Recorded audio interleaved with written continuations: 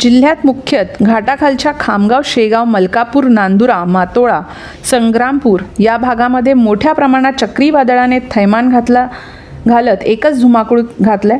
जवळपास 10 तासांपेक्षा जास्त परिसरातील वीज गुल होती।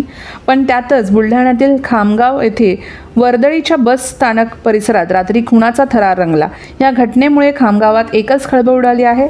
तक्रारीनुसार मृतक प्रकाश गोपीनाथ सोनी वय 52 त्यांच्या बसस्थानकासमोरील हॉटेलात बसले असताना विजय सहदेव भडे, विठ्ठल एकनाथ बडे आणि 2 अनोळखी इसम घटनास्थळी आले। 15 दिवसांपूर्वी दुकानावर आलेल्या आमच्या माणसांना धक्का का मारला असा जाब विचारत कुकरी तीक्ष्ण हत्याराने प्रकाश सोनी यांना भोसकले।